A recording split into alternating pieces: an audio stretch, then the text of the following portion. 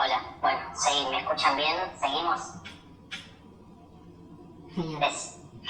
Bien, decía, no solamente, digo, esto también es otra cuestión a la que le podríamos dedicar un análisis mucho más extenso, que no tenemos el tiempo ni el espacio acá para hacerlo, pero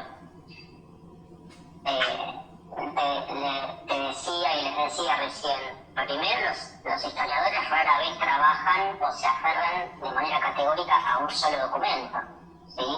Lo más común, incluso muy especialmente en las últimas décadas hasta esta parte, es una sofisticación desde el punto de vista documental en el trabajo de los y las historiadoras que es bastante notable. Es decir, hoy en día los y las historiadoras trabajan con fuentes escritas de muy diverso tipo, ¿sí?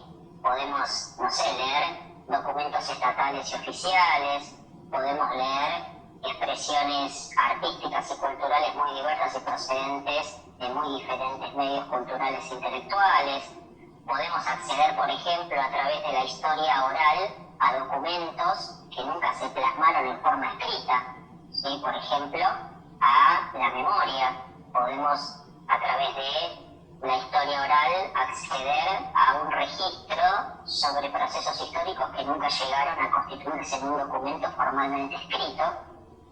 E incluso también muchas veces los historiadores, dependiendo de la temática, de la problemática del periodo que trabajan con fuentes arqueológicas, o sea, con los restos materiales, concretos y tangibles que una determinada sociedad o que un determinado proceso histórico ha dejado para la posteridad. Entonces, este cruce de diferentes fuentes complejas, provenientes de muy diferentes registros, me parece que nos permite construir o elaborar, quizás con más dudas y con menos confianza que hace 120 años, pero, digamos, con un grado de certeza quizás un poco mayor en lo que respecta al poco conocimiento que se puede ir construyendo paulatinamente. Pero la consulta o la inquietud que vos tenés se corresponde con muchas o algunos exponentes dentro y fuera de la historiografía que de muy diversa manera plantean la idea de que no se puede conocer el pasado por la complejidad que tienen las fuentes en general, o por este hecho de que la fuente siempre es una mirada subjetiva sobre un objeto que no podemos determinar si realmente existió de esa manera o no. Pero también yo podría decir la realidad, ¿sí? Es siempre una construcción intersubjetiva, con la cual podemos recuperar de qué manera la mirada de A se corresponde también con una mirada que en parte tuvo B y se corresponde también con la mirada en parte que tuvo un sujeto C, y de esa manera vamos elaborando cómo a partir de esa intersubjetividad hay un registro de lo común, ya sea en el pasado, en el presente o bien con respecto hacia el futuro. Igual es una inquietud totalmente válida. En general, es una actitud bastante cuestionada dentro de la historiografía, pero existe. ¿Sí? Digamos, si vos lees, por ejemplo, muchos de los trabajos de este filósofo historiador que te comentaba, Hayden White, si lees algunos trabajos de Michel Foucault, que a mí en general el trabajo de Michel Foucault no me genera la admiración que le genera a muchos otros docentes o a muchos otros especialistas en ciencias humanas y sociales. A mí Foucault realmente su obra me parece muy problemática y con efectos negativos en lo que respecta a las posibilidades de saber y las posibilidades de conocer. Si quieren algún día hablamos un poco más extensamente sobre Foucault, pero solamente con esto les quiero comentar que es una postura que de cuando en cuando aparece en la historiografía, ¿sí? Y que aparece trabajada por filósofos y epistemólogos y pensadores que quizás no tienen una formación específica en historia, pero hacen estas apreciaciones que luego son retomadas en el campo de la historiografía, ¿sí?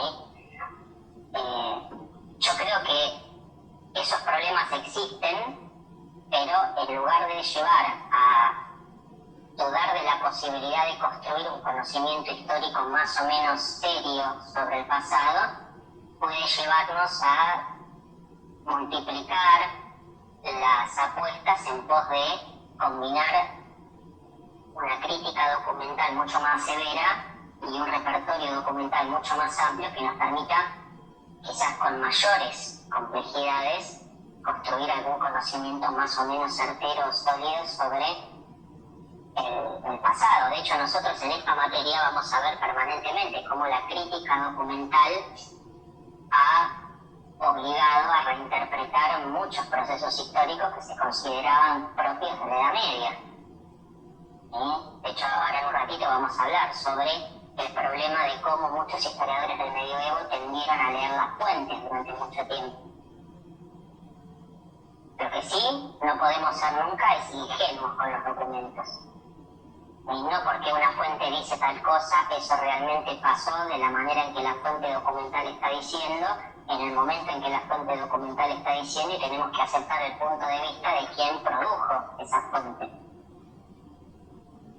Pero es información que nos sirve. Carlos Ginzburg, que es posiblemente uno de los historiadores más importantes de la modernidad, o sea, del periodo de la historia moderna, en las últimas décadas, escribió un libro fenomenal que se llama El queso y los gusanos, ¿no? En donde hace yo les recomiendo que quienes tengan la misma inquietud que el compañero sobre esta cuestión referida a los problemas que tienen las fuentes documentales en historia para poder construir un conocimiento sólido sobre el pasado, en el prólogo de este trabajo, El queso y los gusanos, de Carlos Ginzburg, que es un historiador italiano, este autor trabaja todas estas problemáticas porque él trabaja la historia cultural, por lo menos en ese trabajo, a partir de los archivos inquisitoriales de la Inquisición romana, ¿no? Entonces se hace un poco algunos interrogantes parecidos a los que tiene el compañero. Es decir, cómo yo desde un archivo de la Inquisición romana puedo entender cuál era la realidad del pensamiento de las personas que se sentaban a ser juzgadas en el tribunal de la Inquisición y que posteriormente eran condenadas y muchas veces sentenciadas a muerte. O sea, puedo a través de la mirada y del lente del opresor entender al oprimido. Es un poco la respuesta que intenta responder Carlos Ginzburg en ese prólogo. Y atraviesa y fundamenta muchas de las cuestiones que están relacionadas con la inquietud del compañero. En algún momento,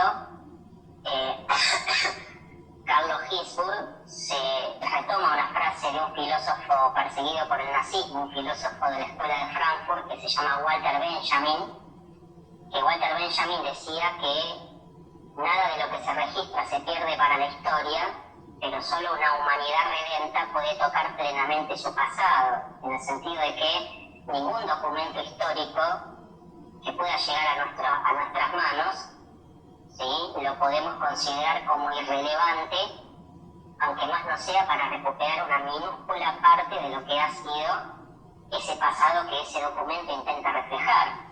Pero el hecho de que seamos capaces de con ese documento poder recuperar algo genuino sobre el pasado es algo que depende mayormente de la capacidad de crítica, de liberación de sus preconceptos que tiene el historiador moderno que utiliza ese documento para poder acceder al pasado.